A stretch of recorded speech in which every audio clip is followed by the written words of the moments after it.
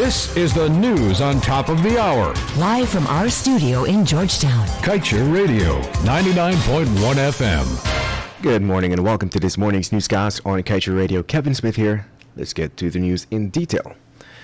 As Guyana continues its preparations for the oil sector, Chatham House Associate Fellow Dr. Valerie Marcel is of the firm view that focus should be on the oversight of oil companies.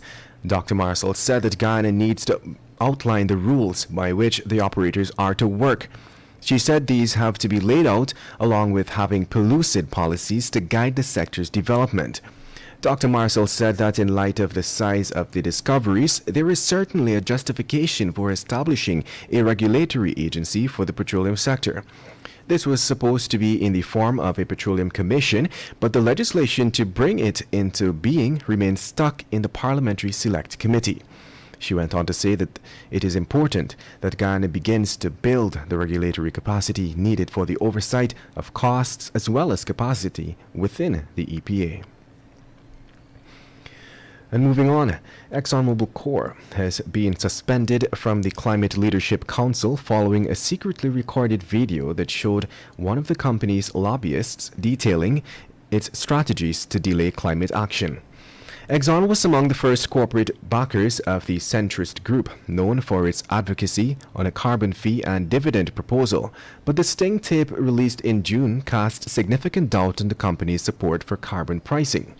The suspension stems directly from the secret recording of Keith McCoy, a senior director for federal relations at Exxon.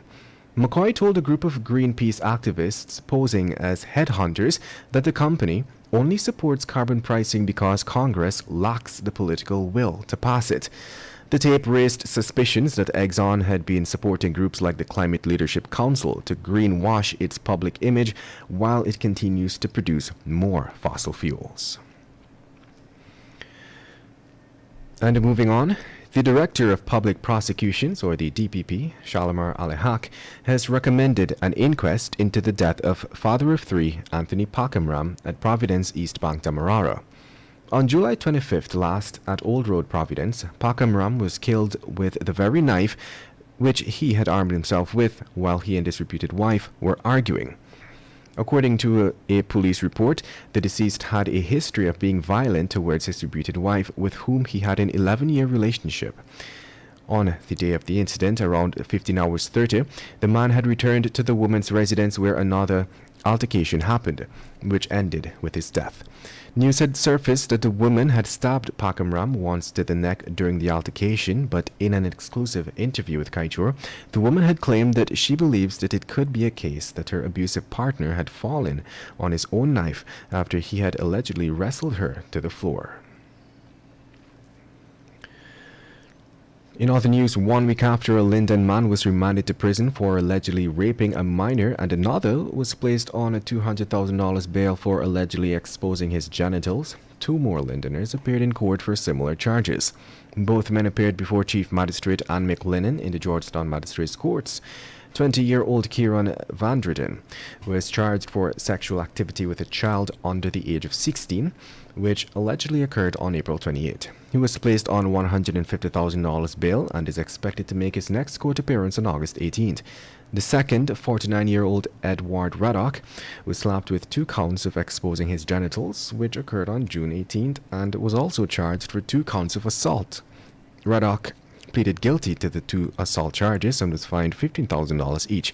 However, he denied exposing his genitals and he was remanded to prison until August 18th. And moving on, Minister of Health Dr. Frank Anthony says persons inoculated with the Sputnik V vaccine can now travel to most Caribbean territories. Following discussions on the matter, all Caribbean countries except for Trinidad and Tobago said persons traveling to their shores can enter once they have been fully immunized with a COVID-19 vaccine. Dr. Anthony made this disclosure during Friday's COVID-19 update.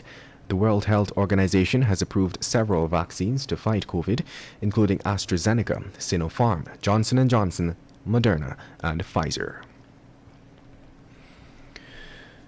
And to wrap things up this morning, let's tell you that the Ministry of Health yesterday reported that a 95-year-old woman from Region 4 who tested positive for COVID-19 has died. As a result of this, the country's COVID-19 death toll has moved to 554. The Health Ministry reported that within the last 24 hours, they recorded 54 new COVID-19 cases, bringing the total number of confirmed cases to 22,843. 95 persons are in institutional isolation, 14 patients are in the COVID-19 ICU, 668 persons in home isolation, and 5 in institutional quarantine. To date, a total of 21,512 persons have recovered from the disease. And with that, we've come to the end of this morning's newscast. I'm Kevin Smith. Thank you for listening.